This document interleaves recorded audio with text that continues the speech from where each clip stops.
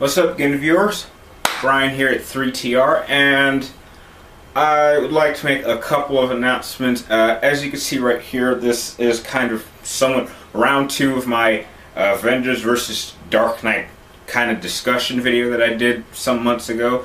This time around, I'm just going to focus on my thoughts on the future of the Avengers movie and kind of where it could go, and some of my initial fears, and fears that I've actually heard from some of the fans that I actually were able to speak to after the movie.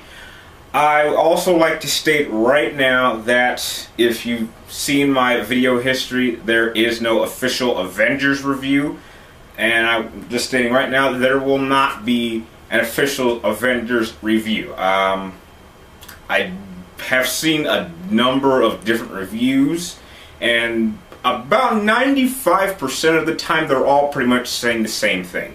So there was really no point in really giving my personal thoughts on the Avengers, so I'm not going to do it. I am going to, however, make sure my Dark Knight Rises review is the best review I've done so far, and it might even top kind of my biggest one, which I think is The Raid. Anyway, but I did like the Avengers. I really did. It's a great film. Chances are you've already seen it, and it definitely deserves the success that it did, and it's a major step for comic book movies. A couple of my initial fears about the Avengers is that Disney, or the CEO of Disney, has announced that they want to try to get Avengers 2 out by 2015, if I remember correctly, and which, you know, it's 4 years from now, which I think is a decent amount of time. But really my main concern is I'm afraid that the next 4 movies, which would be Iron Man 3, Thor 2, Captain America 2, and the Hulk, another Hulk movie, whatever it's called, I'm afraid that those movies may not stand on its own. They're not going to be able to stand on their own as good individual movies. I'm afraid that Marvel might make them cheaply and just make them as stepping stones to just get to the Avengers. It's kind of like, we don't really care what happens in these next 4 movies as long as you get us to the Avengers 2. And that's just my fear. And that's actually a real major fear that a lot of fans I've heard. Another problem I have is it took 5 films to get to Avengers 1. It's a fair idea that it might even take more to get to Avengers, because the one thing that I've definitely heard when it comes to sequels is they have to focus on how do we make it bigger and better and surpass the original, or the first one, which in my case they have to make a better villain, because, you know, I hate saying this, but Loki was just, in my opinion, a stupid choice as a main villain. Just my opinion, especially once the Hulk got his hands on him, if you know what I mean. And they definitely are going to take it to another level by adding Thanos, which is a wonderful choice, and something I'm really looking forward to.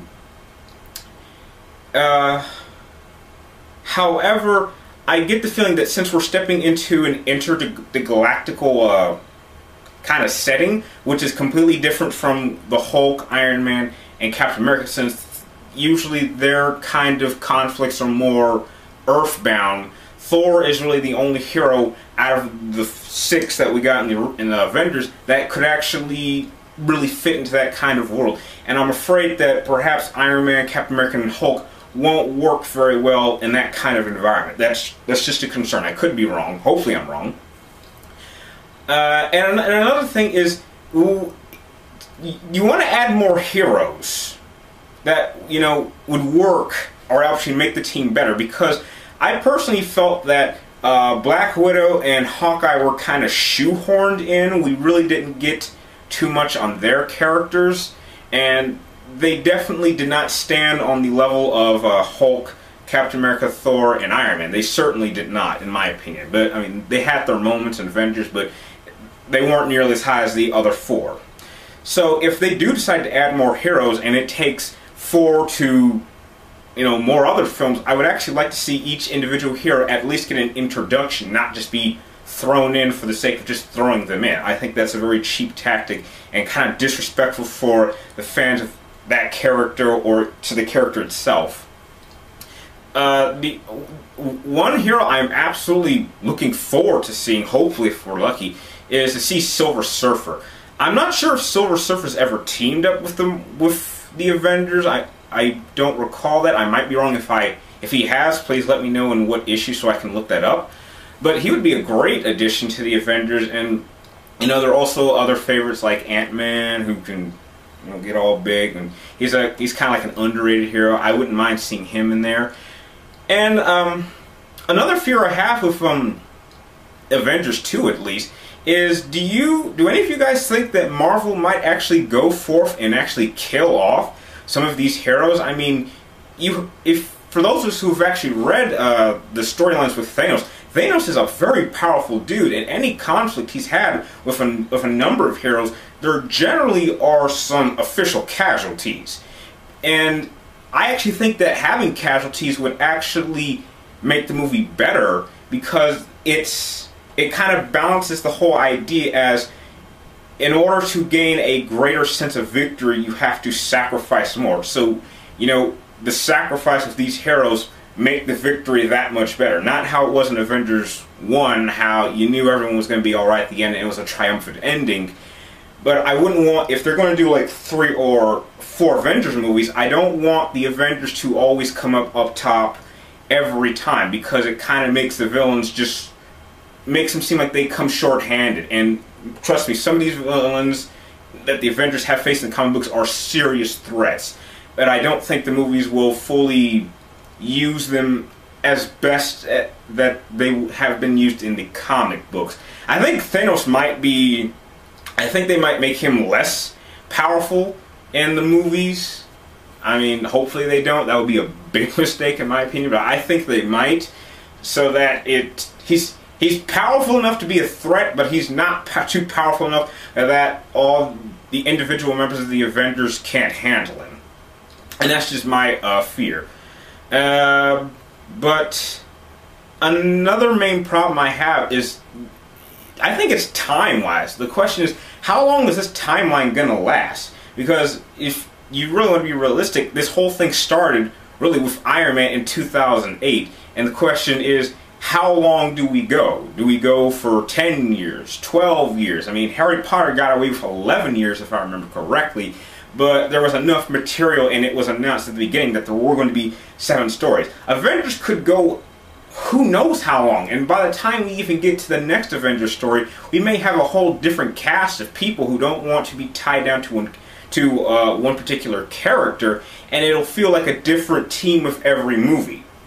And sometimes a team that works in one movie, when they have to recast everyone, or a majority of the team, to play the same characters that were in the first one, it might feel different, because every actor cannot give the same performance of they can't, they have to do their own version of the character. Not every actor that has played Batman feels the same. Michael Keaton feels different than Val Kilmer. Val Kilmer feels different from George Clooney, but God, Clooney was bad. And Clooney feels different than Christian Bale. They can't all project the same performance, and it's going to feel like a different Bruce Wayne and Batman. So that could be something that could work against Marvel, but hopefully if they do end up recasting, they will pick a good choice who either can keep the standard of the character at where it's at, or make it even better.